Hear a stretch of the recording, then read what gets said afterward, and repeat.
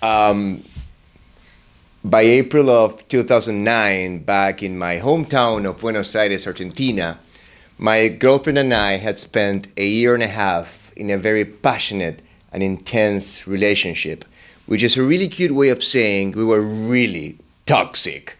Like, if I could put it in one sentence, it would be something like, I love you, but screw you. Besides, we are both artists.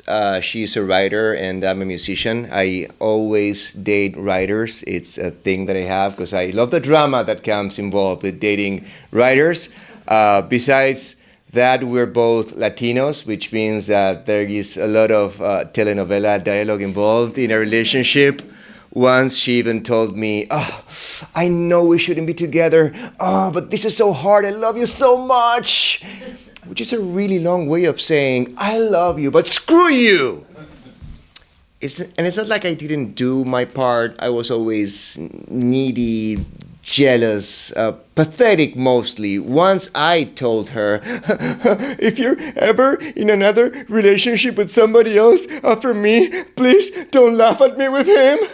Jesus, what a loser. Oh my God. I mean, somebody needed to yell cut in this telenovela, and let me tell you, it wasn't going to be me. I have never been the breaker-upper in any relationship in my life. It's a thing of mine. I don't know how to do that. Like if dating came with a tagline, mine would be brought to you by Frank Traynor. Frank Traynor, I don't know how to let go, so you'll have to do all the work.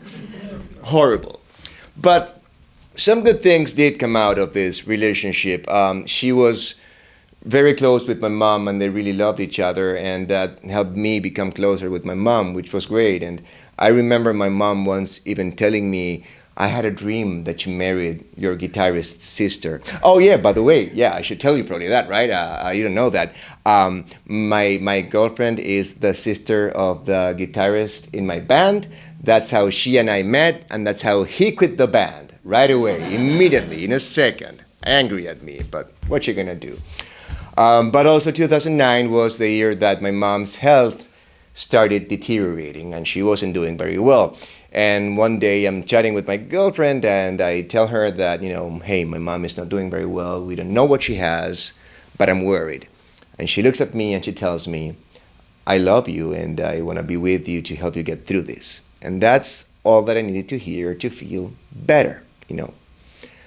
A couple of days later, I'm at a bar near my girlfriend's house, and I'm with my friends just having a couple of drinks, and through the window, I see an ugly little car driving by really slowly with an ugly little man driving it, and in the passenger seat, my girlfriend.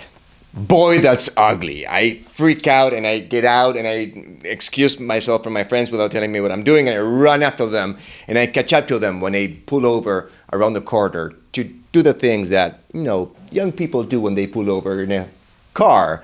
And I'm approaching the car and I'm losing my mind, and I need to be ready to fight like a real man, which, as you can see in my body, I'm not someone who can fight anybody. Let me put it this way. Once I challenged a girl that was a friend of mine to an arm wrestling contest, and I lost.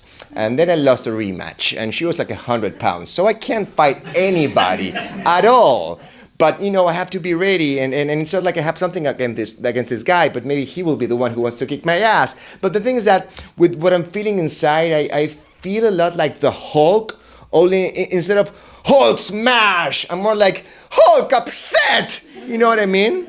So I approach the car on her side, and I tap the window and I go, hey, have you told him that you love him and that you want to be with him like you told me like the other day? And my girlfriend gets out of the car and we start screaming at each other like maniacs. And from time to time, I break eye contact with my girlfriend to check like the threat level of the guy in the car. But nope, he's just there, frozen, like hanging on for his life to the driving wheel. I'm like, okay, cool, thanks you, Elsa.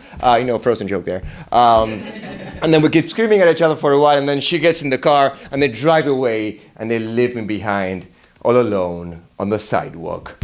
Hulk, sad.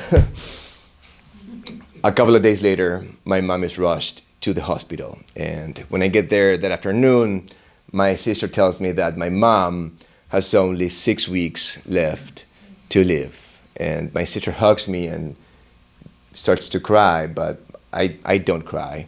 My father's death a couple of years before that really left a big hole in my family, and now it's sort of my turn to be the man in the family, I guess. So I hold it all inside to be strong for my sister and my family.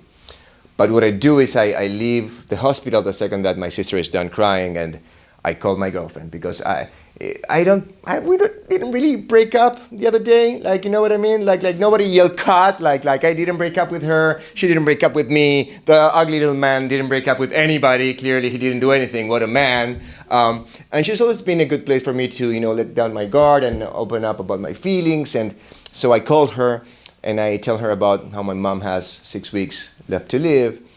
And she answers, well, this is one of those things where nobody can do anything to help you, and you have to face it on your own.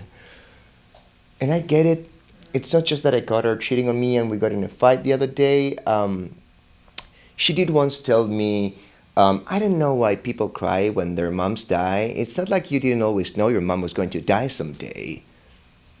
And she also told me once, what if everything you were ever taught is wrong? She's a mess. I love her so much. She's exactly what I need in my life. Oh my God. And then eventually, a couple of days before my mom's 6 weeks are up, my girlfriend calls me and she apologizes and she tells me, I'm sorry for what I did. Do you want to meet? To which I very calmly answer, oh yes, oh my God, let's meet. I forgive you so much. I forgive you even better. You forgive me. I think maybe I did something. Oh my God, yes. So we're kind of back again, I guess, together, action, somebody says. And then, yes, my mom, after 6 weeks, finally dies, and I still don't cry. I still hold it inside to be strong for my family. And that was on a Saturday. And on Tuesday, I'm back in the studio playing with my band like nothing had happened. And a couple of songs after we started rehearsing, I start feeling like a bubble in my throat, another pain on my chest. And it's starting to change my voice. Like, I'm a rocker, I'm a man, I'm supposed to sound like, I keep thinking I am gonna see you. But instead of that, I sound like this. I keep thinking I am gonna see you. It's like Alvin and the Chipmunks are playing a tribute to my band, which would be a dream come true, but it's not the case. So we stop playing, and I tell my band, it's like, hey guys, I don't know what's going on. I have like this bubble in my throat, and it's changing my voice, I have pain in my chest. So we stop playing, and the drummer takes me to the hospital where I find out that I have emphysema. I have to spend 48 hours in the ICU, and they tell me that I cannot speak for any reason, so they give me a notepad and a pen to communicate. Later that day, my sister arrives, and she's with me while I'm talking to the doctor, and the doctor goes, do you smoke? And I write on the notepad, yes. And before I'm done, my sister interrupts and goes, yes, and not just cigarettes, he smokes marijuana too. And the doctor gives her this look of I don't really care that much, lady, but she never sees that because she's like rejoicing in herself, staring at me, telling me with her eyes, see, I just told the doctor you do drugs. And then the doctor tells me, in young, healthy men like you, cases like these are usually psychosomatic when you go through a lot of stress and you repress all those emotions. Have you been under any heavy stress lately? And again, I write yes on the notepad. And again, before I'm done, my sister interrupts and goes, yes, our mom just died and he never cried. Like, it's a bad thing, lady. I did it for you, after all. Later that day, my girlfriend arrives, and I write on the notepad, I love you, and I need you. And right below, she writes, I love you, and I will always be here for you.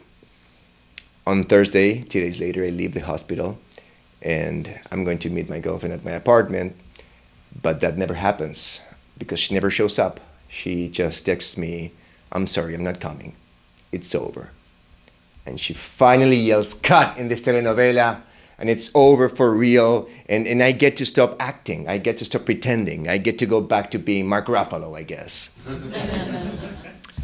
And then move on. I mean, she moved on to dating officially the ugly man in the ugly little car. And eventually she cheated on him with me, so who's laughing now, right? And I moved on to doing what I needed to do my whole life, which is stop dating women that are not really that into me and that are all about the drama. Basically, I stopped dating writers is what I'm saying. And I met this wonderful woman named Martina, who is not a writer, so great, no drama. She's a tattoo artist, which means that I get free tattoos and no telenovela. Amazing. How did we meet? When my now ex-girlfriend's brother quit the band because we started dating, a new guitarist joined the band, and Martina is his sister. So I guess music is helping me meet women, I guess, after all. And with her, again, there's no drama, everything is fantastic, and once she even told me, I like you as a person, which is a really long way of saying, I love you, but no buts. And we ended up adopting 3 cats that we treat like children, and we had 2 children we treat like cats, and that is it. Thank you so much.